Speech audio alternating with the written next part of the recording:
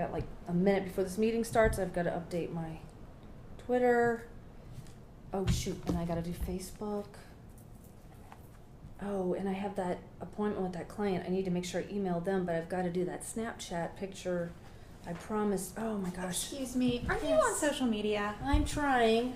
Listen, there's hundreds of social media platforms out there for the small business owner. The fact is you can get overwhelmed very easy. Yes. Let me help you through some of the quick myths and tips to get you started. That sounds great. So what exactly is social media? I mean, I've got Facebook, Instagram, Twitter. I know there's a whole bunch of others.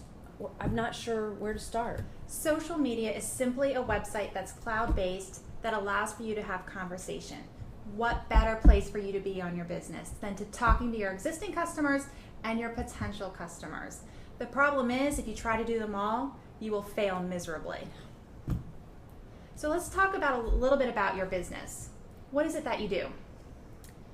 I am a professional, believe it or not, organizer. I can go in and help people organize their homes, their offices. Doesn't look like it from here, but that's what I do. So you sell a service, and that can be really, really hard to sell because essentially it's an invisible product until it's done. But the beauty of social media is you can show what you do from initial meeting all the way to finished product. The problem is it might be hard to determine where exactly you need to be on social media. So which social media site should I be on? I'm on Facebook, Instagram, Twitter, YouTube, Vine. Whoa, whoa, whoa, whoa, whoa. One of the biggest myths about social media is that you need to have your business represented on all of the platforms. What you really need is to pick the top 3 that make sense for your business, because it's better to have 3 and do them well than to have 10 that you do just so-so. So let's talk a little bit about where you need to be. Most of my clients are women. They're small business owners, homeowners, have home offices, that type of clientele. Then there are particular channels that you need to be on. So let me tell you a little bit about the social media platforms and who the demographics are. First and foremost is Facebook. Pretty much everybody knows what Facebook is, and pretty much everyone's on it. Men are on it, women are on it, young, old, and in between. Facebook is essential for any small business regardless of what your product or service is. People are searching for services and products on Facebook as much as they're doing a Google search for. So if you think about that, it's as important as having a website. Hands down, no matter what you're doing, Facebook is one of the top 3 you need to be on. Pinterest is another one that you need to be on. It's predominantly women, mostly homeowners, people who are looking to freshen up the look of their home or engage in a great lifestyle. That's certainly where you need to be. The wonderful thing about Pinterest, it's highly valued by Google. So when people Google organizer, if you have a well laid out Pinterest page, you're gonna pop up near the top. So that's someplace you absolutely need to be for your organizing business. Now that third one, it can vary a little bit. People think they need to be on Twitter. Twitter is great for conversations, talking directly back and forth to people. But are you probably gonna be able to leverage a client from Twitter for what your particular service is? Probably not. So is it worth having time there? Yes, I have found that Twitter is very time consuming, and I'm really not sure even what to say. What do you recommend then for that third platform? Well, let me ask you, do you work with a lot of businesses helping to get them organized? Absolutely. That's probably the majority of my clientele. Then hands down, you need to be on LinkedIn. LinkedIn is 100% business based. In fact, it's the only social media platform where you will see every Fortune 500 company. Who's on LinkedIn is who they say they are. If you're dealing with Facebook, Twitter, Pinterest, Instagram, it's likely a PR or marketing firm or social strategist who's running it for that company. But on LinkedIn, it's exactly who they say they are answering your questions. Having your company well represented on LinkedIn will certainly get you some business.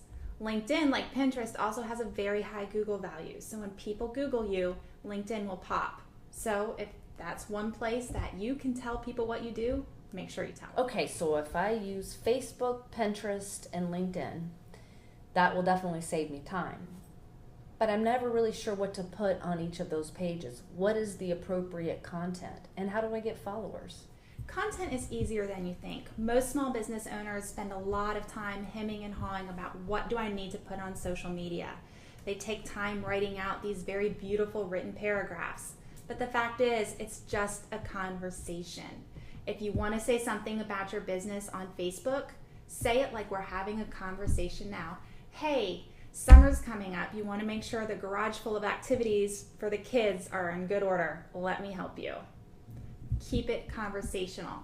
Pinterest, image driven. I'm sure you have some beautiful pictures of before and afters, which is very important in social media to put on Pinterest, of the disasters you might be walking into, and then what you've been able to do for them.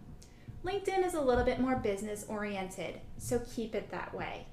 Do you know you can save time for your employees by having a well organized and thought out business office? I can help you with that. Make sure you have that call to action at the end of it. As far as followers, that's the biggest myth there is on social media. It's not about how many followers you have, it's how good are those followers. It's far better to have 50 of the most engaged followers than 5,000 who really aren't talking to you on your page. You know, one of my concerns is that I'm fairly a private person. I have my own Facebook page and I reach out to my friends in that little group, but I don't want that spilling over into my business. I don't want my private information out there. And I worry about that, the security of what I'm posting. And also, what if somebody says something negative? I mean, I've seen that happen. What do I do? And those things are valid concerns, but they're also two of the biggest myths, again, we see in social media. The first is the privacy factor. What your page is your page and your company's page is your company page. When you post on your company, it defaults to you posting as your company's name. The two are not intertwined. Although in some of these platforms you have to have a personal page to have a company page, that has nothing to do with what's seen. It is absolutely 100% separate, and the two will not merge unless you choose them to be, which has its benefits and drawbacks as well. As far as negative comments, that can and probably will happen at some point. But the key to managing it effectively is not to immediately take it down. That's just going to give the complainers more fuel for the fire. Address it. Have that conversation with them. I'm so sorry you had this experience. I'm so sorry you've heard this. Let me offer you a discount or a chance for a conversation, or what can we do to help you realize all the good that we do. It can be a brilliant public relations tool that turns somebody who's a little disgruntled into a lifetime customer. And don't forget, it's all about word of mouth. If you make them happy with that response, they're going to tell people, hey, they stood up and did the right thing. That does help too. So if I am the business owner, though, who do I follow? Should I be following anybody myself? Well, it depends on the type of business, but for the most part, yes. Engagement isn't just one-sided. As much as you want people to comment and post on your page, it looks good for you to acknowledge the good things happening on other people's pages. So you're an organizer. It makes sense for you to follow, say, the Container Store. I'm sure you use their products on a daily basis for your clients. It might also make sense for you to follow the local hardware store. That can be a really great collaborative effort. You're organizing business along with the local hardware store, creating a 20% discount on shelving, and then you're going to tell them exactly where and how to use that shelving for maximum efficiency. So think about who are the services that you use for your company, who are the people you collaborate with, and who are the people that you just plain like their work. It's okay to like those pages, and you should. Well, thank you for all your help. I think I've got it. I'm going to get to work on this. Well, I know it's exciting and it can be great for your business, but no business should be launching anything on social media until they have some best practices in place. One of the first things you should do is dedicate a separate email to all of your social media. Otherwise, it's just going to plug up the things that are most important to you. You don't want to be missing client contracts and proposal requests because you're constantly being fed what's going on social media. So set up a separate email. I always just say get something free from Gmail, your company, socialmedia@gmail.com. You can keep that at a separate window a couple times a day, look over it and see what's going on, who's talking to you, God forbid if anyone's complaining about you, or what you might see as a potential marketing opportunity on social media. You also want to make sure that you're the owner of the pages. Even if someone else set them up, make sure that you are a full manager or administrator of that page so that you can take down other page administrators if they should leave. The The last thing you want is for somebody to leave your company, go work for a competitor, and yet they still have control of your social media. So many people forget about this very important step. Well, that brings up a good point. I do have 2 employees. Up until now, I've been trying to do the social media on my own. It can be a good thing to have them create content for your page. It's a different voice. It's a different perspective selling to your potential customers. So it can make that engagement and that conversation all that more interesting. The thing you need to do before you make anyone an administrator is have a written policy in place at your company. The policy needs to state what you expect of them. After all, they're your brand ambassador. They're speaking on your behalf, so they need to represent that well. You also need to make sure that they have some sort of recourse should they decide to just go their own way and do something a little wacky that doesn't necessarily fit within the ethics of your company. So have that written out. It doesn't need to be anything fancy unless you're a company who's dealing with compliance issues like banking, the legal field. In that case, you probably want to seek out the advice of an attorney, an employment law attorney who can include that in your employee handbook. I think you're good to go. You have the basics underhand. Don't overthink social media. It's meant to be fun, so make it fun for your business as well. The one thing I want to remind you is that even the most established platforms are notorious for changing the way things are done. So be sure to follow them in your news feeds and follow their blog posts.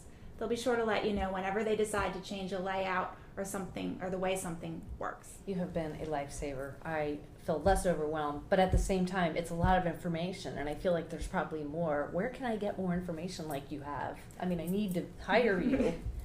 Well, one of the best places you can get information is at your local community college. Take, for instance, Germanna Community College Center for Workforce Development.